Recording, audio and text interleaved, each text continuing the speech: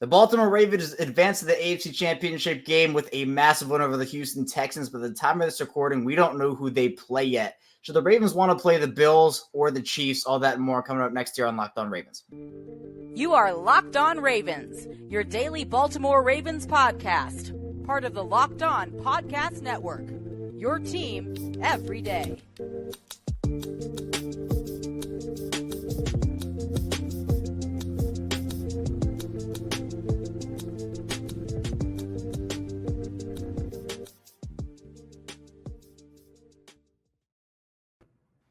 Welcome into another edition of Locked On Ravens, or daily Baltimore Ravens podcast. I'm your host, Kevin Oestreicher of Ravens Wire, coming to you as always from the Locked On Podcast Network, your team every single day. Thanks so much as always for being here and making Locked On Ravens your first listen each and every single day, free and available all podcasting platforms. That includes video form and audio form wherever you get your shows. Today's episode of Locked On Ravens is brought to you by PrizePicks. And at PrizePicks, they have so many great things going on. It's the easiest and most exciting way to play daily fantasy sports. Go to PrizePicks.com/LockedOnNFL. Use code all lowercase LockedOnNFL for first deposit match up to $100. We are 5 days a week plus a lot more now with the Ravens and all this content we can get out, live shows, bonus episodes. Another bonus episode here today is we're talking who the Ravens could be playing. They're in the AFC Championship first time since 2012-2013. It's the first AFC Championship in Baltimore in the franchise's history, an exciting time after a big Divisional Round win. And Rocco DeSangro, Fox 45, and the Ryan Ripken Show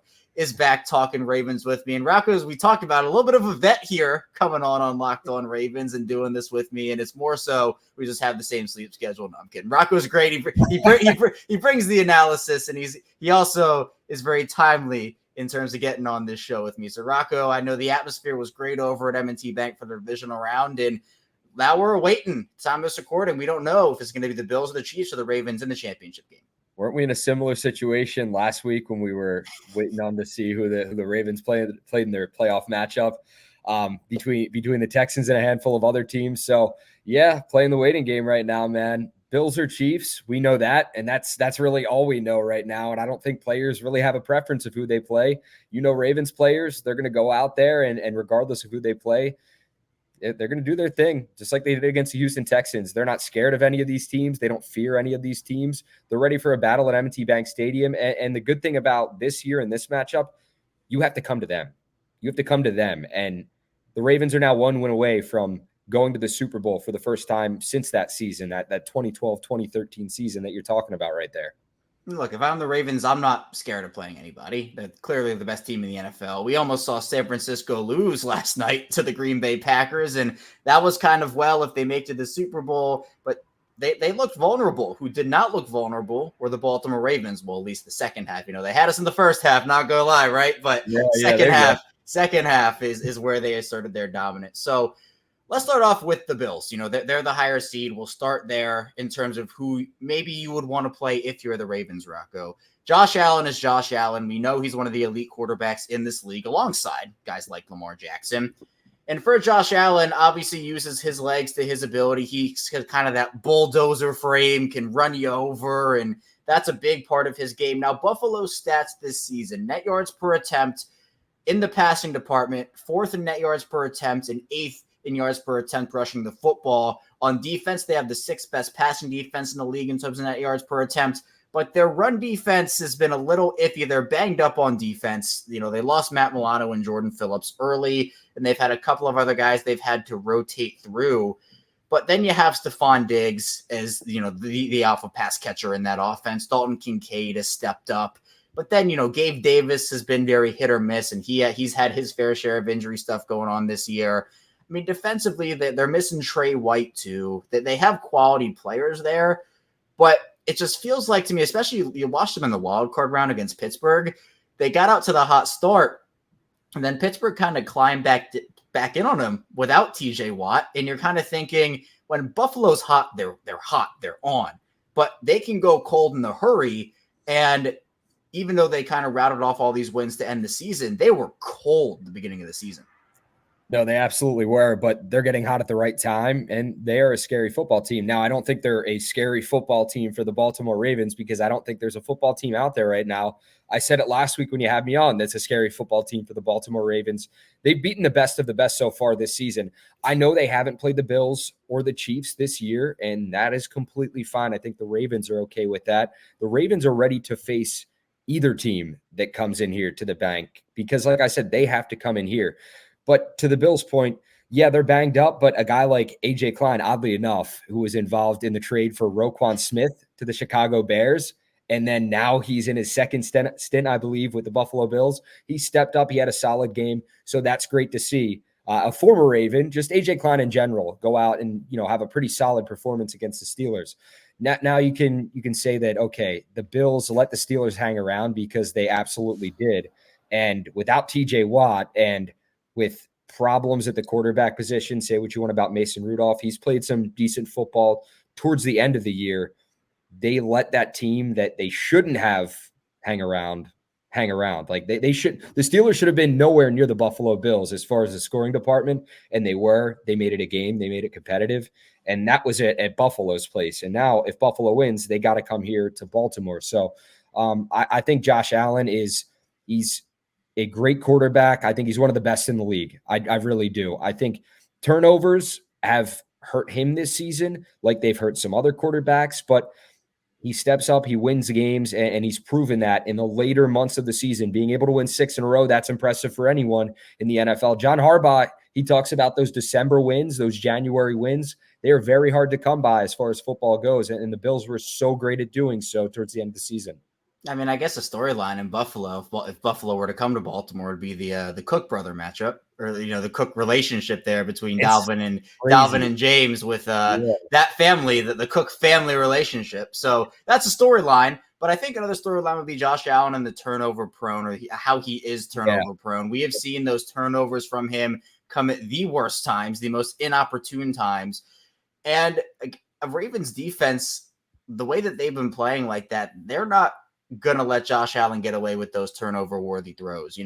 Those are the types of throws where maybe some defenses don't take advantage, or they kind of let Josh Allen get away with one. But the way this Ravens defense is playing, they did not allow a touchdown to the Houston Texans on Saturday. They did not allow the Houston Texans to get into the red zone on Saturday, which we'll talk about a bit later. If Josh Allen makes a mistake, the Ravens will make him pay for it. And that, to me, it's to a lesser extent with, you want to compare Josh Allen to Joe Flacco with the turnovers and everything that happened, but that was the conversation in the potential divisional round matchup with Cleveland. It was Joe Flacco super turnover worthy, and this Ravens defense has been turning those opportunities into points the entire season. It's kind of the same conversation with Josh Allen. I'll say this about Josh Allen, though. He did a great job taking care of the football against the Steelers. 3 touchdowns, no interceptions, no fumbles, and that's rare of Josh Allen, especially with how this season they did get the wins, but Josh Allen was due for at least 1 turnover a game, it seemed like, just from a football fan's perspective. And that's not a knock at how good or bad of a quarterback he is. Like I said, I think Josh Allen is one of the best quarterbacks in the league, and I think he's doing a fantastic job leading the Buffalo Bills, and they're not in the position they're in without Josh Allen, without what he's doing with his arm and without what he's doing with his leg. But the Ravens, they are going to take advantage of that. If Josh Allen makes mistakes, if they do play the Bills, the Ravens are going to jump all over that, and they're going to make them pay for it because that's what this defense is capable of doing. And to me, with Buffalo, one last point here is with the Ravens' pass-catching weapons. To me, with Zay Flowers and Odell and Rashad Bateman, we saw on Saturday that they don't have to go for 75 yards and a touchdown each, or one guy has to get 125. I feel like with the way that Buffalo's defenses, they have guys like Teron Johnson, and obviously the safety duo is great with Micah Hyde and Jordan Poyer, but this is a run-first team still. The Ravens, everything that they do, everything that they did, bringing in Todd Monken wasn't about, scrapping everything Greg Roman did and starting over from scratch. It was keeping the run concepts that Greg Roman had while building off of the passing game and bringing that Todd Monken creativity. The Ravens ran the ball 40-plus times on Saturday. That's their identity. With Buffalo's run defense struggling, them having some guys in there that maybe weren't expected to play major snaps. To me, I would feel good if I were the Ravens about establishing the run game on early downs and then kind of picking Buffalo's pass defense apart with the pass-catching weapons. I think we could see that, Kevin. And for the Ravens to do what they did against a Houston Texans team that was averaging the second fewest yards per carry in the regular season, Lamar Jackson runs for 100 yards. Justice Hill goes for 66. Gus Edwards goes for 40. Dalvin Cook goes for 23. 229 yards on the ground. I mean, the Ravens will take that every single day of the week. And they really pounded the ball well against the Texans. And the Texans with how good their front was, we talked about it on the Ryan Ripken show about how banged up their defensive front was, how guys were limited in practice this week, did not practice. Some guys were questionable, but it's playoff football. Regardless of if you're limited, if you're questionable, like everybody's beaten up. Ask Patrick Queen if he's 100% healthy right now. Honestly, he's probably going to tell you no, but he's going out there every single snap, giving it 100% because that's what these guys do. They're all chasing one goal, and it's the Lombardi Trophy right now. Yeah, locked in, 100% locked in. Locked in, locked on. Yeah, that's right. No pun intended. Well, maybe a little pun intended. Yeah. But I think for what we say on the right, we're fired in. They're fired up and they're locked in. Hashtag fired in. That's what they are. Coming up, though, on Locked on Ravens, we'll talk about the other side of this. Talk about the Chiefs and whether they're a better matchup for the Ravens than the Bills or not. Stay tuned. A lot to get to on Locked on Ravens. And this episode is brought to you by FanDuel Sportsbook. The NFL regular season is wrapping up, but there's still time to get in on the action with FanDuel, America's #1 sportsbook. Right now, new customers get $150 in bonus bets. Guaranteed when you place a $5 bet, that's $150 in bonus bets, win or lose. The app is super easy to use. There's so many different ways to bet, like live same-game parlays. You can find best in the new Explore tab. You make a parlay in the Parlay Hub, the best way to find popular parlays, and so much more. So for that Ravens game yesterday, pick the Ravens outright. Maybe pick the Isaiah Likely anytime touchdown. Nelson Aguilar anytime touchdown. You're probably living large over on FanDuel. Visit FanDuel.com/locked on and make your first bet layup. FanDuel, official partner of the NFL. We're back our second segment, Locked on Ravens. Kevin Oestreicher and Rocco DeSangro still talking with you about this Ravens team, a team that's now en route to their first AFC Championship since 2012-2013. But again, their opponent still to be determined. Now, for me, Rocco, Kansas City, bring Taylor Swift to the bank. No, I'm not. I respect her music. There's no bad blood. You see that? Yeah. You see what I did? No? You're going to make a lot of people just unsubscribe to your channel. All right. Don't unsubscribe. I was trying the humor. It didn't work. Regardless, what I will say is Travis Kelce, we've seen his play kind of dip this season. I'm not attributing it to her, but I just think that, again, he has not been the Kelce we've been used to. But the issue with Kansas City to me is they just, outside of Rashee Rice and I guess Kelce, who is catching the ball for them? I mean, Marquez Valdez-Scantling, Justin Ross, they tried. It didn't work. Kadarius Toney's been a disaster for them all season. I mean, it just feels like their offense is Isaiah Pacheco, who is really good, by the way. It's Pacheco, it's Rashee Rice, it's Travis Kelce, and it's Patrick Mahomes. And that's enough to win you a game. But against the Ravens defense, I'm not so sure if it is. No, I agree. You ask who's catching the ball for the Chiefs right now. I can probably tell you the guys who are dropping the ball because we've seen a lot of that over the course of the season. And it's frustrating for Patrick Mahomes when he makes something out of nothing, fires the ball downfield, and one of his receivers, just the ball goes through his hands, or just it's just unfortunate, or it ends up being a pick that's not his fault and ends up resulting in an interception on the box score towards his stats. Because we all know how good Patrick Mahomes is. He led this team to a Super Bowl last season. These are still the defending champions. Now, they've lost some pieces, and receiver-wise, there are some questions. It's like looking at when Tyreek Hill left, there was a gap that needed to be filled, and the Chiefs did a good job of that when they could, but now it's like, all right, Rashee Rice had 8 catches for 130 yards. Travis Kelce had 7 for 71. And then you have guys, Noah Gray, 1 catch. Justin Watson, 2 catches. Valdez-Scantling, 1 catch. Richie James, 1 catch. Clyde Edwards-Helaire, 1 catch. Mecole Hardman, 1 catch. And Isaiah Pacheco, 1 catch. So it's like Travis Kelce and Rashee Rice for the Ravens. If the Chiefs do advance, beat the Bills, obviously, it could be different. There could be a hot hand, a hot target out there in the divisional round matchup between these two teams. But those are the two guys right now that the Ravens are going to really have to key in on and take care of. And the Ravens secondary, you're hoping that Marlon Humphrey is going to be back off that calf injury, healthy. Maybe he'll practice this week. We'll get a better idea of their first practice of the week if Marlon Humphrey's actually going to play or not. But if not, Brandon Stevens, talking about that island ain't for anybody or ain't for everybody. We talked about that quote he had earlier in the season. Brandon Stevens, I feel like he's not a household name, but he should be getting all of the credit in the world for how he's performed this season and what he's done and the level of receivers he's covered and how well he's done against them. Because this guy in the secondary at cornerback, and you touched on it earlier, going from running back in college to safety to cornerback to safety to corner, like he gets switched around all the time. It's great for the Ravens to see that, and they're going to need him against Rashee Rice. And listen, I would love to see a Kyle Hamilton, Travis Kelce, Matt, because Kyle Hamilton has done such a good job. Like even watching from one-on-ones, when practice before the season even began, training camp, the battles he had with Mark Andrews, it's like that iron sharpens iron mentality. It was great to see, man. So I would love to see that matchup. And I think also Roquan Smith, very underrated in coverage. The Ravens struggled for a while with covering running backs and tight ends out of the backfield, and that was something that was a big weakness for them. But Roquan, Kyle Hamilton, the physicality they bring has definitely shored that up. Now, from a stats perspective, in the regular season, Rocco, Kansas City 13th in passing offense, 13th in rushing offense. They have the third best passing defense and the 24th best rushing defense. Now, defensively, their defense, usually when you think of Kansas City, you mentioned like the Tyreek Hill days, it was how explosive their offense is and how Mahomes is putting up 50 points in all these games.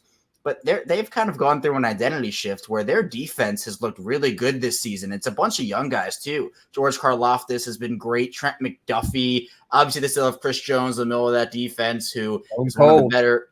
Huh? Stone Cold Jones. That's right. Yep. Stone Cold Jones. They have playmakers really all up and down the defense, and that's that Spags defense, Steve Spagnuolo, who had a cup of coffee with the Ravens. He was on that staff for a year and then obviously went on to other things. But to me, I think that with considering what the Bills have and what the Chiefs have, the Chiefs defense to me is better than the Bills defense. But then you look at the Bills offense, and I think they're more efficient, I would say, and they can get hotter, even though it's kind of a weird thing to say with Mahomes, is we've seen him go on heaters. So I just feel like if I'm the Ravens, I'm not scared of anyone, but the Chiefs defense is a heck of a defense. Yeah, if the Chiefs defense, and it's crazy to say with Patrick Mahomes on the other side of the ball, and it's nothing against him. I mean, great quarterback, one of the best in the league. But with his receivers, the drops this year, things that are out of his control, I would say the Bills offense, I don't like to use the word scare, but if we're gonna say that and talk about it, the Bills offense scares me more and the Chiefs defense scares me more. If I'm just a coach, a football player, someone going up against them, that's how I look at that. So both teams have their strengths. Obviously, both teams have their weaknesses. Josh Allen and Patrick Mahomes, I really hope it is another battle in prime time that we can look forward to and talk about like 5, 6, 7 years from now about one of the greatest games we've ever watched in the AFC playoffs. Yeah, I'm looking forward to it 1,000%. But when you talk about Bills or Chiefs, Rocco, I didn't even ask you the question yet. We're going to wrap up this segment by doing it. Obviously, again, the Ravens shouldn't be scared of anybody. We've said it throughout the entire show. But if you had a preference, you mentioned the Bills offense versus the Chiefs defense in terms of which one is better than the other. Who would you rather play for the Ravens? Who do you think is the better matchup for Baltimore? Man, it's honestly a tough one to even try to answer right now. I would hate to face Andy Reid and Patrick Mahomes in the playoffs. That's just me because they've been there, done that. So when you have that coach quarterback combo that just finds ways to win, they always do. And they're two of the best in the league right now. That's probably the team I would least like the Ravens to face. But like I said, I want to keep saying this to the flock because I don't want to be quoted as saying oh, the Ravens should be scared of this team, because that is not what I'm saying at all. The Ravens should not be scared of anyone, and they're not scared of anyone. I'm going to keep repeating myself over and over again until I get the point across, because in the comments, I've seen how crazy people get in the comments, and it's like they'll take what I say out of context. But then you look at the Bills, a team that's won 6 in a row. Josh Allen, it's like this is his year to prove that he can be the guy that can take the Bills to new heights, to new levels, and to lead them to a potential Super Bowl. So I don't know, man. Can I not answer the question, or are you going to make me answer right now? Well, I think I think you're leaning Chiefs, at least from what I can tell. Yeah, who I'd least rather see the least favorable matchup. Yeah, I would say if it were up to me, I would have rather see the Ravens face the Bills because of how good the Chiefs have been in the past, and how, I mean, we don't even know how this game is going to go. But right now, before the game even starts, Bills fans, if you guys win, I take back everything I said. I will jump through a table on TV, like whatever I need to do to get back in your good graces as far as this goes. But I think it's the Chiefs for me right now, man. All right. Apparently, if the Bills win, Rocco's jumping through a table on TV. I'll do it for content for you, man. This is a Ravens podcast. Wow. I might have to take you up on that. That seems too good to pass up on, to be honest with you. So I might have to do it. But I agree. I think the Bills, they can get hot, and we kind of talked about it before, Rocco.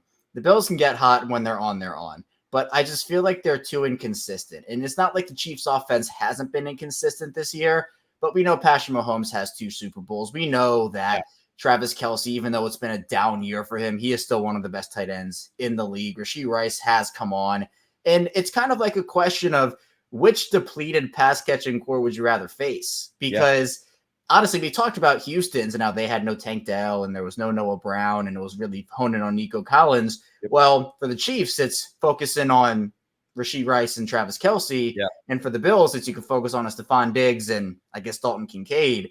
And either way, it feels like, and honestly, in the divisional round, I meant to make this point throughout the entire week, and I forgot every single day to do it.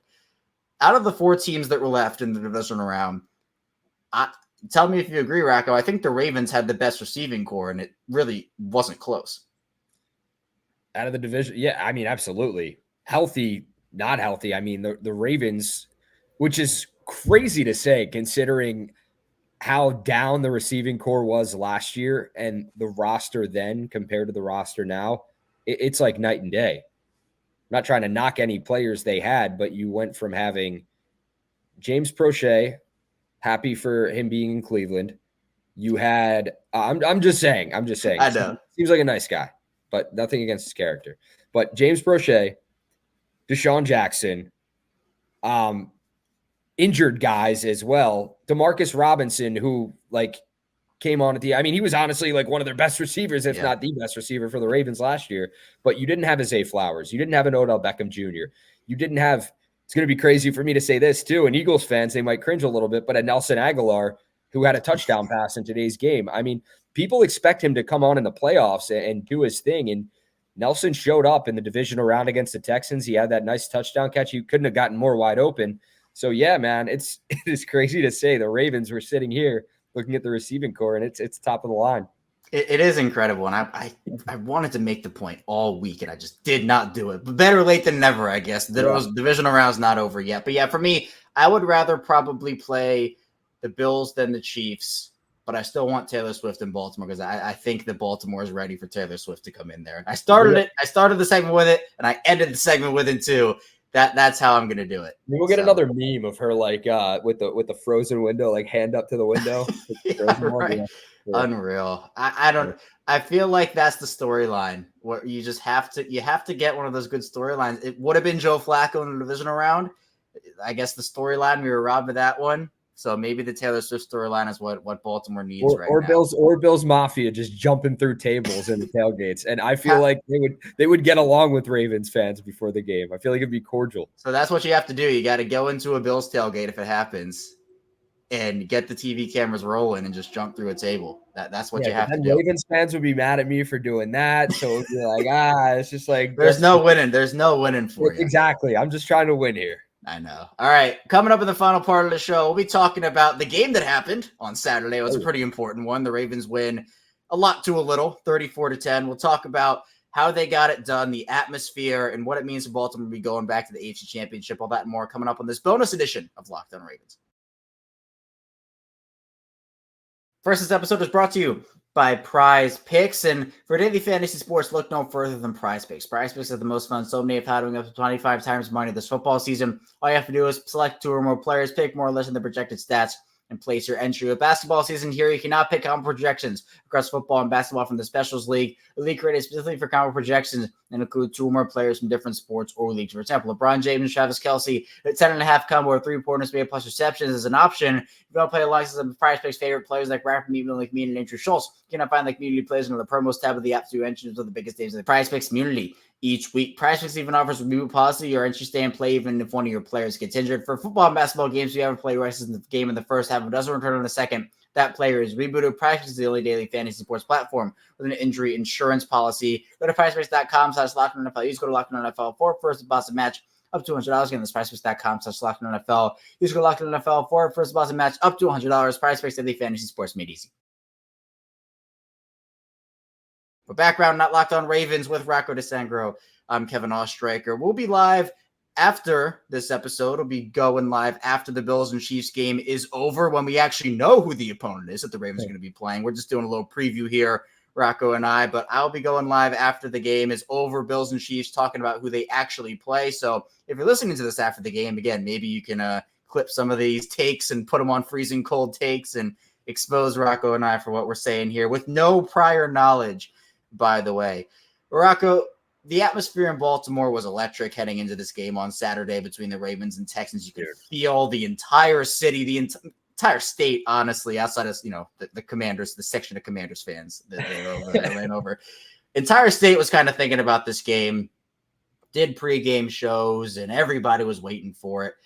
4:30 hits, and there's all this, I think, nervous energy. And the nervous energy, I think, continued into the first half and out of the first half when Baltimore started strong and then let it get away from a little bit with the Steven Sims punt return. Second half comes around. You see Lamar Jackson go into the tunnel early with a look on his face that said, this is not happening again in the second half. Ravens come out. They shut out the Texans in the second half.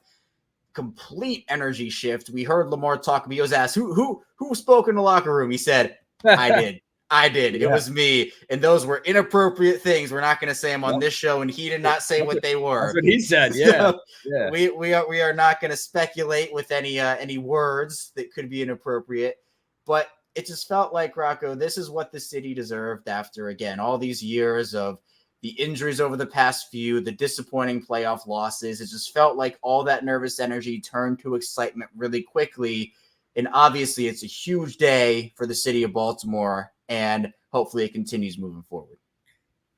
For this city to be able to host its first AFC Championship game since 1970, that's the city. We're going back to another franchise, to now the Ravens being able to host their first ever AFC Championship game in franchise history. I mean, this city's got to be on cloud nine. From what I want to go back to just this season in general, just sports-wise. The Orioles got the 1 seed. They went to the playoffs. Then for the Ravens, regardless of what they did to get there, to turn the season around, to win their division, to do what they did. And then the Ravens, you go into football season, then the Ravens, they go out, win the AFC North, get the 1 seed, get the first round bye, and now they're advancing to the AFC Championship game for the first time since 2012, 2013. I mean, this city is spoiled right now, sports-wise. It is awesome. I could not imagine how fans right now feel. It's amazing. It's an amazing time in Baltimore, sports-wise, and fans are just, they should be enjoying this, man. They should really let this soak in, because seeing an AFC Championship game, I know the Ravens have won a Super Bowl. They've won 2 in franchise history. But seeing an AFC Championship game and potentially being able to watch your team advance to a Super Bowl, we might never get a Super Bowl at M&T Bank Stadium. That might never happen because of the cold weather. This is the closest thing you're going to see in Baltimore to a Super Bowl. Seriously, it's top of the line. You're a game away from potentially hoisting that Lombardi trophy, and this city deserves it. And Lamar Jackson, to do what he did, man, not only did he lead with his play on the field, 2 touchdowns rushing, 2 touchdowns passing. He gets it done both ways. To go in there and to lead with his voice in the locker room. Patrick Queen said it. Lamar Jackson, he's not a usually when he speaks up, you're going to listen to him. Basically were his words. I think everybody loved it. It fired everybody up. Nelson Aguilar had high praise for him afterwards. He said he is the Baltimore Ravens. He leads the right way by example, but also when it's time to talk, it's said, and then he executes. That's a guy he's been teammates with for 1 year. 1 year. And he's saying that about him. His teammates respect him. Lamar Jackson has not only developed as a player this season, gotten better, he's developed as a leader. And those are the qualities you look for in a football player. And that's why I believe the Ravens are so successful this season. They have him leading the way on the offensive side of the ball. Even going back a few games ago, when they were beating up on the Dolphins, and Lamar's like, hey, people are celebrating on the sideline. He's like, no, we got to lock in, basically, along the lines of that. And he's proving it, man. He's proving that this team can lock in. They can get it done. And it's giving this fan base a sense of hope. I know people were pulling their hair out after that Sims punt return. It was like 1 touchdown away after that from people going into full panic mode and saying, oh no, like it's the end of the world. The sky's falling. The game's over. But the Ravens didn't let that happen. Missed field goal. Then they take advantage in the second half. They go from going 3 and out on their final 3 possessions of the first half to scoring touchdowns on their first 3 possessions of the second half. How quickly that switch flipped. Oh, poetic. 1,000% poetic. And one more thing about Lamar. He went 16-22 for 152 passing yards in this game, and the Ravens won by 24 points. Crazy. All this talk about Lamar and the numbers, right? The passing yards and the passing touchdowns. It's been a ridiculous narrative the entire time. And it's because, 1, the eye test, but 2, he also had, as you talked about very early on in the show, Rocco, 11 carries for 100 yards and 2 more touchdowns. It was 4 total touchdowns for Lamar. And my whole thing, and we've had this conversation, is I don't care how you pick up the yards. I don't care how you score the points. Just pick up the yards and score the points. I don't think it diminishes you in your value as a player, how you do it. If you're not good enough to pick up the yards the way Lamar Jackson does, and you're not as good as Lamar Jackson, it's as simple as that, where passing yards don't define him. And we saw that, and we've seen it the entire season. He's had games with 172 passing yards and 202 passing yards, and the Ravens will win those games by 20, 30 points every time. And it speaks to how good of a player he is, that he doesn't need all these passing yards to go win the game. He makes defenses absolutely crazy. He keeps defensive coordinators up at night. You think you have him dead to rights, and he makes something happen. You try to spy him. He beats you with his arm. You try to throw the spy back. He beats you with his legs. He is a nightmare. And even though he doesn't have as many passing yards as the next guy or as many passing touchdowns, he's somebody that you have to respect as one of the best quarterbacks, if not the best quarterback in the league right now. In fact, I think he's playing like the best quarterback in the league right now, because of just how much stress he puts on defenses and how magical he makes it look. People are going to numbers watch and say, oh, Lamar Jackson didn't throw for 300 yards or 400 yards. But I just want you to look at how efficient he was and the plays he made and the throws he made.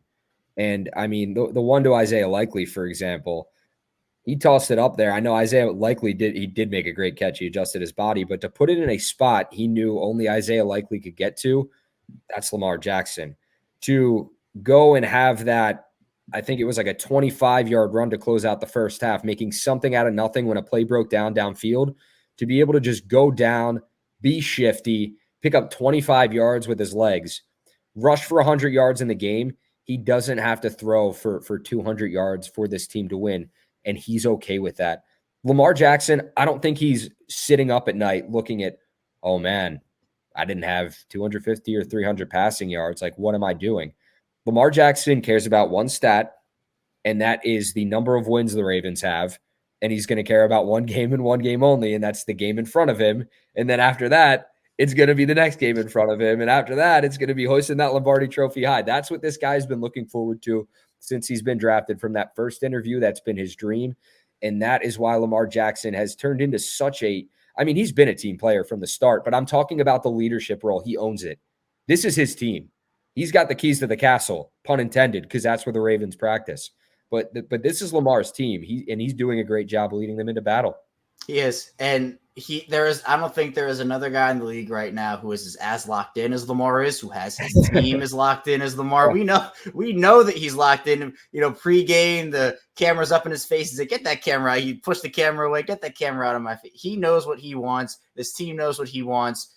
His teammates want to win it for him, but Lamar wants to win it for his teammates. It's not a selfish thing for him where he wants to win it for himself. He wants to win it for the guy next to him. I think that's what makes this whole story really cool. But just to wrap things up here, Rocco, I think outside of Lamar, the other few takeaways I had from the game, one, the Ravens fans did their job in this game. Yeah, there were some conversations early throughout the week about how the tickets weren't selling, the stadium wasn't going to be sold out. Now, let me tell you, you were there. You were there. From the broadcast, you could feel, you could hear, and I know the Texans heard it because there were multiple handfuls, a bushel, I will call it, a bushel of pre-snap penalties. I think officially 6 or 7 or 8, or I don't know the exact. It was around 7. Counting up, yeah, exactly. Unbelievable that, again, you can't hear in an environment like that, and that is exactly why you want home field advantage throughout the playoffs, because your fans, they let you do your thing on offense, and then they make life an absolute living disaster for the opposing offense. And that, to me, was one. The other one is on defense. The Texans don't get into the red zone one singular time. The Texans do not score a touchdown. Their touchdown came on that Steven Sims return. Yep. I think for me, the big factor, the Ravens got pressure all day on CJ Stroud. Now, CJ made some incredible on the run throws throughout this contest, but he was running for his life, made the most out of it on some plays, but he was, I don't want to say flustered because I don't think, flustered's the right word, but the offensive line for Houston did him no favors, and the Baltimore pass rush was in his face seemingly every single play. No, they were. It was Owe chasing after him. It was Matabike chasing after him. There was a play that I looked at my coworker, Morgan, we were sitting next to each other in the press box, where Michael Pierce, who probably, I don't want to discredit Michael Pierce or, put on more pounds than he actually weighs, but I think he weighs probably 350. That's a good estimate of what Michael Pierce weighs. He might weigh more. And he runs so fast for his size as a defensive tackle.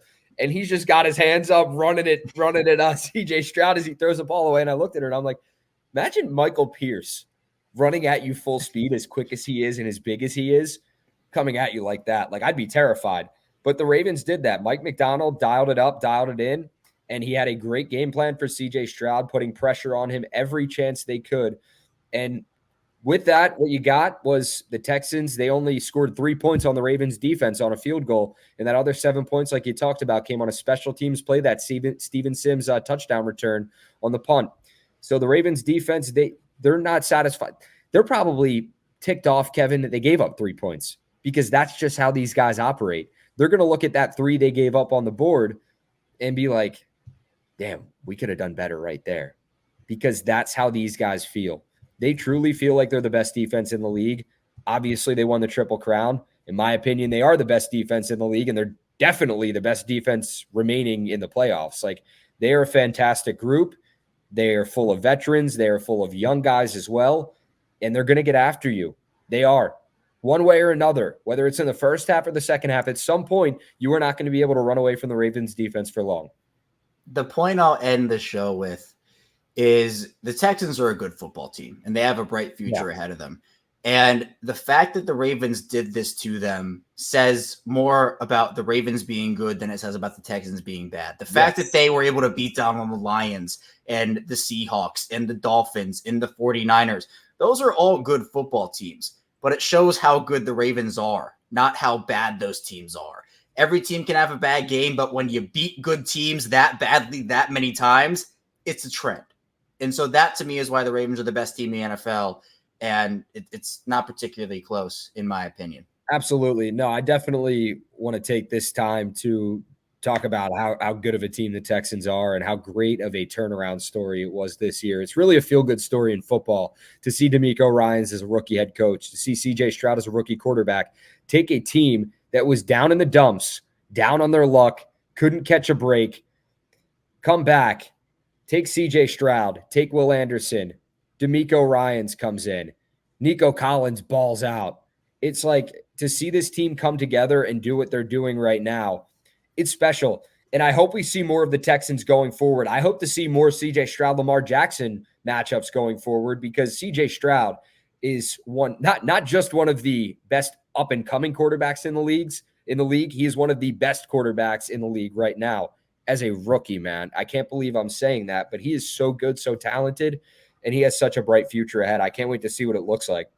Yeah, the two quarterbacks that got eliminated on Saturday, C.J. Stroud and Jordan Love, bright futures ahead of both of those guys. They look to be two of the future faces of this league. But Rocco, I appreciate you. Thanks so much for hopping on with me. Tell people where they can find you and what you're working on. As again, a busy week coming up here as the Baltimore Ravens are going to play in that championship. Busy week coming up, man. It's going to be crazy. I don't even know what my week looks like right now. I'm going to try to hop on, talk some Ravens with a few people, obviously do the Ryan Ripken show with you, with Ryan, with Zach, with Brad, with all, those guys over there. It'll be a lot of fun. But Fox 45, that is my employer. That's where I'm at. That's where I'm doing my thing. Sports Unlimited. Morgan Adsit and I will be gearing up this week especially, and we'll be back there at the bank on Sunday for the AFC Championship game, no matter who the Ravens play, bringing you coverage. So if you like local TV, if you want to tune into local TV, be sure to turn on Fox 45, check out Sports Unlimited. We're going to try to be as updated and update you guys as much as possible and have the best previews we can throughout the week. And links to Rocco's work, social media, it'll be on the description below on YouTube, so you can go check him out over there. Exciting, electric week in Baltimore coming up. You thought this past one was electric. I think we have not seen anything. I think we have not seen anything yet when it comes to what the city can be, especially for a game like this, which you mentioned, Rocco. Super Bowl probably not coming to Baltimore anytime soon. This is the biggest game, I think, in Baltimore's franchise history at M&T Bank Stadium. So exciting time for sure. That's all I have for you here today, though, on Locked On Ravens. Thanks so much for tuning in. Be sure to subscribe, follow along in audio form, video form, hit the like button on YouTube. It all helps out and puts the show in front of more Ravens fans and more football and even sports fans here. Coming up, we'll be back here later today, live streaming after we know who the Ravens will take on between the Bills and the Chiefs. Stay tuned for that. Lots to get to. I'll see you right back here soon on Locked On Ravens.